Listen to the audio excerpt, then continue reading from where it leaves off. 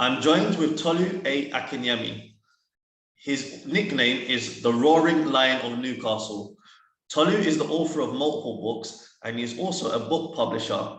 His company is called the Roaring Lion Newcastle, and I'm proud to say that his company is one of the sponsors of the Black Book Show. Tolu, welcome to the show. And can you start by giving an introduction by telling the listeners a bit more about who you are before we go any further?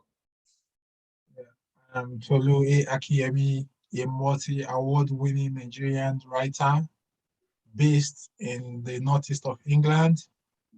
I have published 14 books so far, and I have 6 books which are forthcoming.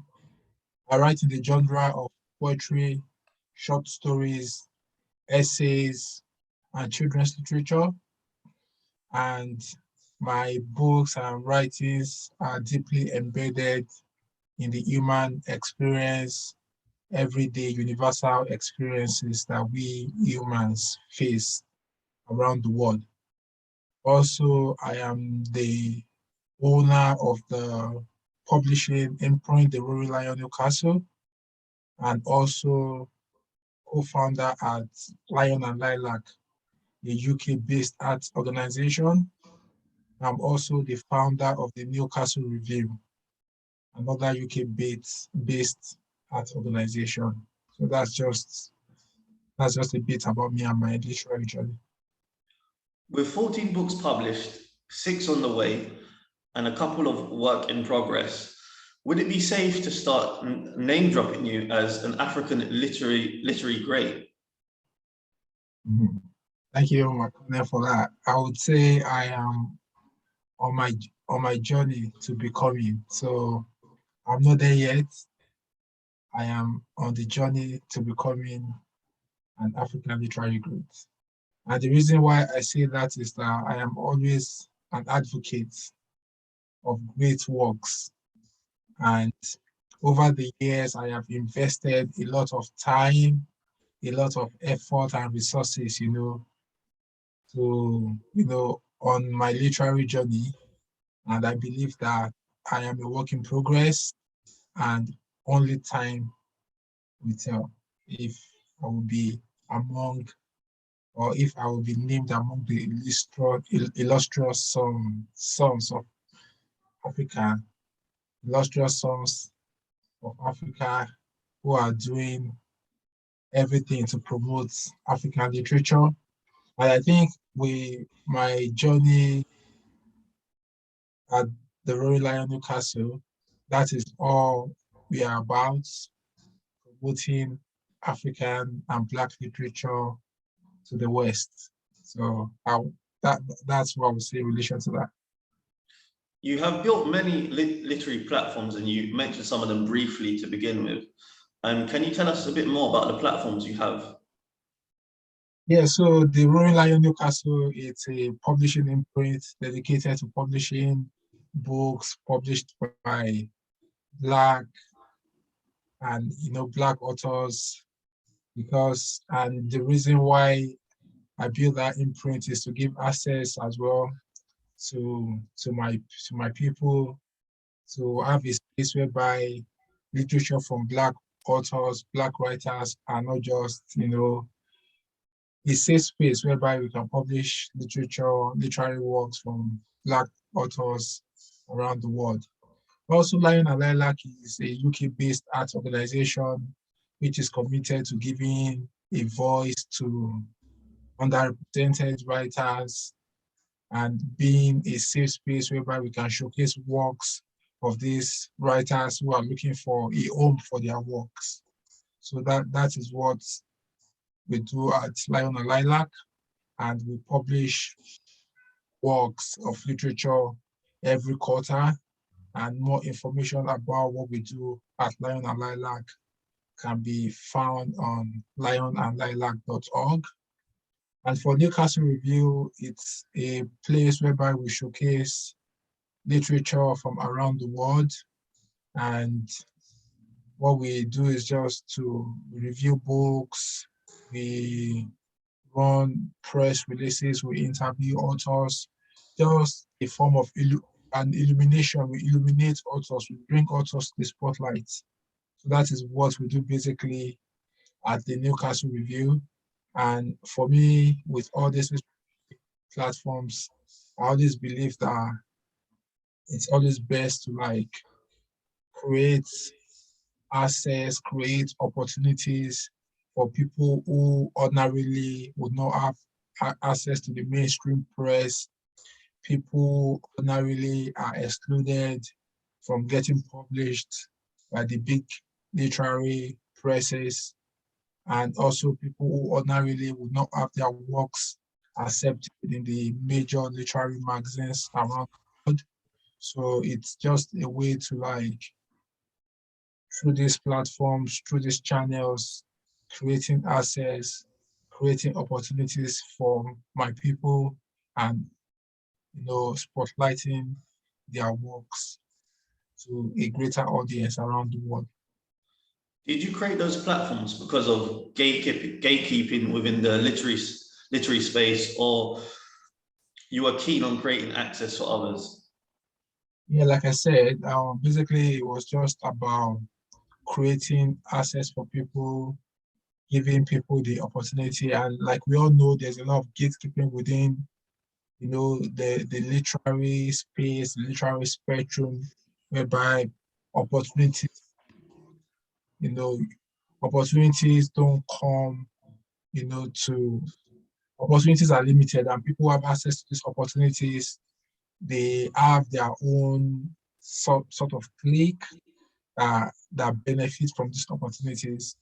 So basically, it's all about creating access, giving a voice to people who ordinarily would have been excluded from the literary space, and also breaking, breaking breaking that limit, because I always believe that rather than waiting for people to present me with opportunities, I always like I'm a builder. I love to build things, build platforms, build organizations, build companies. So I always believe that rather than wait for people to give me opportunities, I rather create that opportunity that I want for myself, and also allow others to benefit from that opportunity. So that's just been like my life's goal, my mindset, and that has actually helped me, because through these channels, through these platforms, I've been able to bless lives in a lot of ways. Is your publishing company aimed at publishing books only for Black authors? Yeah, so the aim at the Lion and Newcastle is to publish books written by Black authors. And the main reason for that is that Black authors form like a minority in terms of getting publishing deals from the big presses. And it's always, even most of the small presses will find out that they rarely publish books from Black authors. So it's just a way of like, in my own little way, to contribute, to give back to my people and help them in my own little way. Just a way of like giving, you know, giving a voice to the Black economy, and helping to promote our own literature as well, and showcasing this to a wide audience. And your publishing company, the Roaring Lion Newcastle, for those who don't know, it doesn't just publish books for Black authors in UK, because you publish books for Black authors, in Nigeria.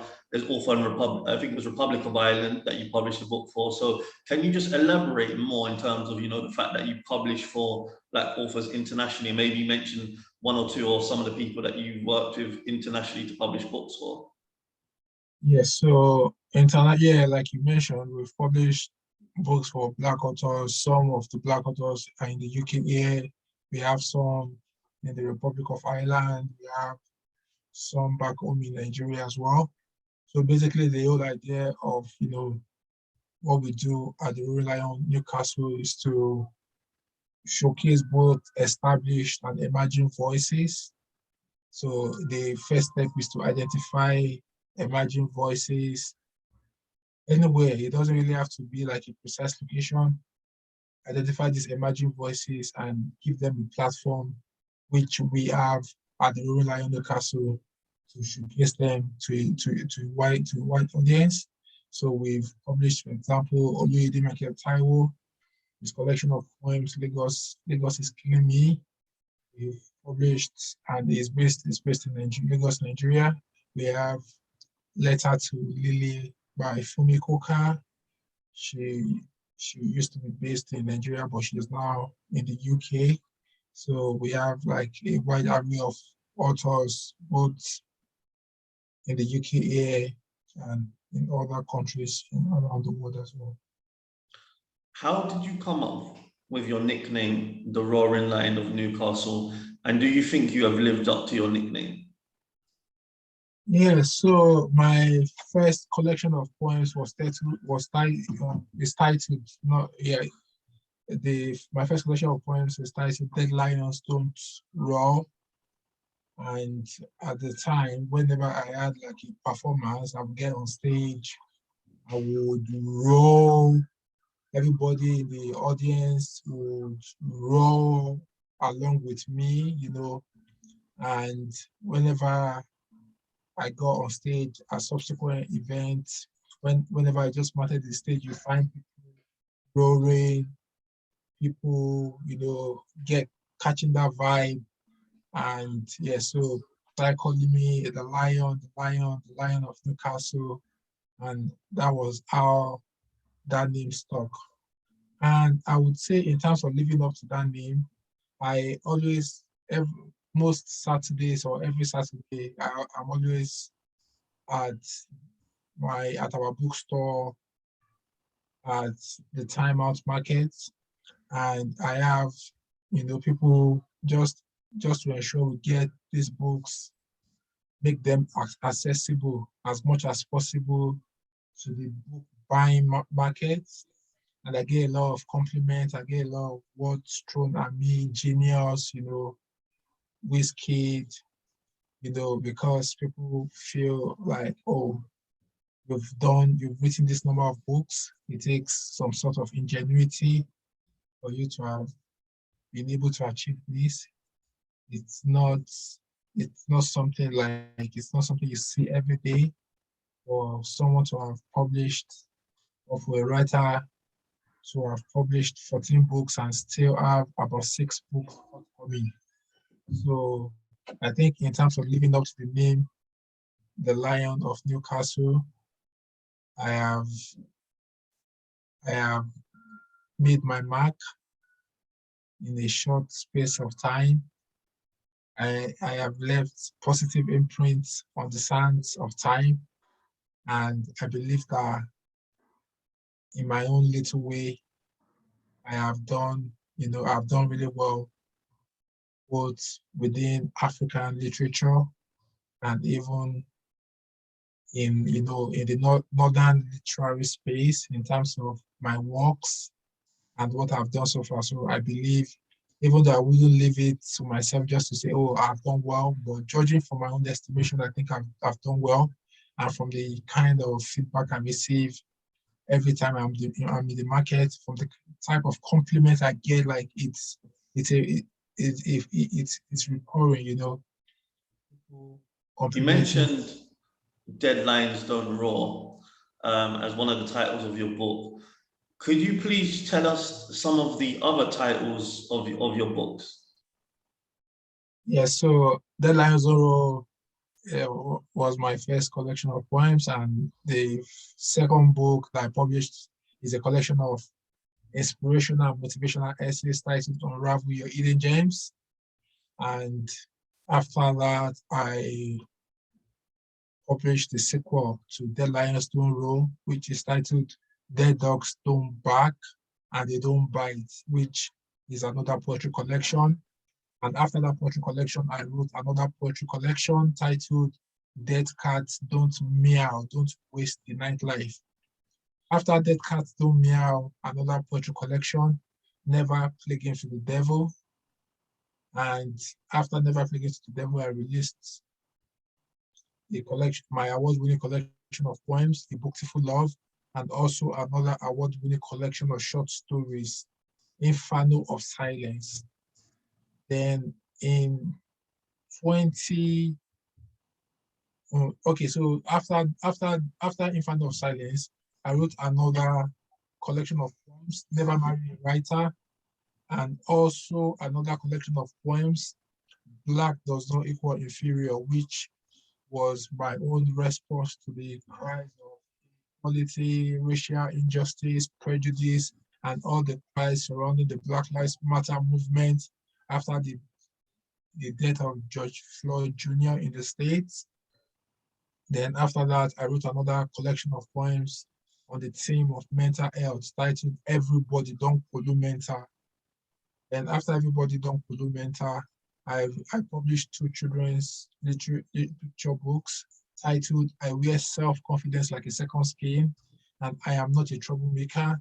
And these books were written to help children to believe in themselves, to have self-confidence, issues around self-confidence and self-esteem. Then after I wrote another collection of coronavirus poems titled Born in Lockdown. And in on the 1st of January last year, another collection of poems, A God in a Human Body. So then 2022, so 2022, I will be releasing, okay, so yeah, so I'll be releasing a collection of poems titled City of Lost Memories, another children's book titled If You Have to Be Anything, Be Kind, and my collection of essays, which is behind, titled Awaken Your Inner Lion. I also have another collection of poems titled On the Train to Hell, another collection of poems titled For Young People, Poetry for Young People, You Need More Than Dreams, and also another collection of poems, The Morning Cloud is Empty. So that's, I hope I remembered everything though, but you know, it's quite a lot. It's 2014 published and 6 for coming. So that was a task on its own. How would you define, or how do you define your work ethic? And do you write on a full-time basis? Yeah, in terms of work ethic, I would say I always, both in my literary life and professional life, excellence is always the bedrock of everything I do. I embrace excellence and I try to allow excellence to, you know, so I always work towards excellence in everything I do. And so that defines my work ethic. And currently I work, I have a full-time job. I am a certified anti-money laundering specialist. So I work within combating financial crime and ensuring that our, you know, our financial institutions, they are safe from terrorists and, you know, money launderers. And, you know, so that is basically my day job. So writing is why I do writing on a part-time basis. And I think whenever I write or whenever I'm inspired to write, I tend to, as you can see as well, there has to be something like behind this culture of like publishing exceptional books, which have gone to win so many awards. And you know, and even though it's still on a part-time basis, I'm deeply grateful for, you know, for the talent. With your attainment in the literary space, do you think you still have to work extra hard for your voice to be heard and given opportunities? Yeah.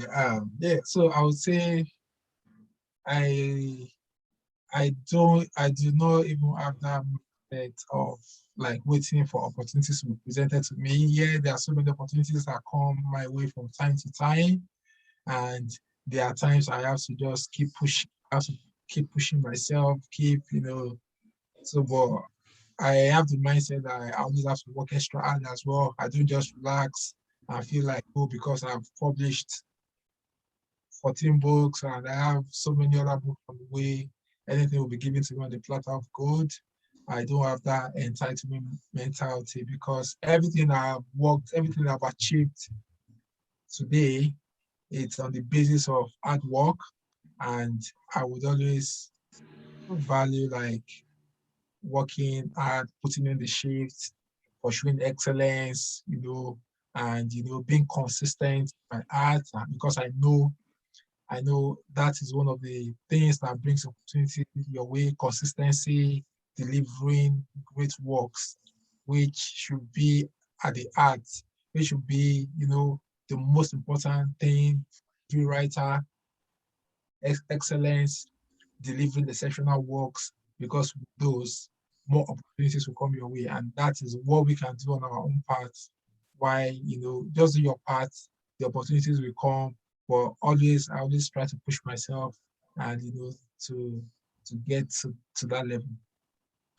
What do you think will define your literary legacy? Hmm, that's so I think whatever would define that legacy it might not really be my core, but I think what would determine it from my own, from my own lens would be great works, great works, great works. I get quite a lot of like feedback from the everyday person, about what they think about what I've achieved within the space. But I would say from my own lens, I would say great works. Well, we're about to draw a conclusion of this section of the show, but before we do that, I just want to know, is there any final comments you have? Yeah, I think my final comments will be for everyone who is out there listening to us, and everyone, we have the talent, whichever way you look at it. I just want to believe that if Tolu Akinyemi can do this, then you also can do it better in your own niche, and you can achieve the extraordinary. You can attain excellence in whatever area you find yourself in life. So I would say go for it, go all out for your dreams, and don't stop roaring. Where can our listeners on the Black Book Show contact you? I can be contacted on my website, Tolutoludo.com. You can reach out to me from my website, Tolutoludo.com. I'm also on ToluAkinyemi.com as well. And I'm on Instagram at Tolutoludo. I'm also on Twitter at Tolu Akinyemi and on Facebook at Tolu A Akinyemi. And you've also got a website. So say, for example, if someone was interested in your publishing services for the Roaring Lion Newcastle, just tell them just tell them the website for that. Yeah, so for the Roaring Lion Newcastle, the website is the roaringlionnewcastle.com. Yeah, so that's the information, and your contact details are available on the website as well. Well, that's a conclusion of this section of the Black Book Show with myself, Makonnen Sankofa, speaking with author Tolu A. Akinyemi.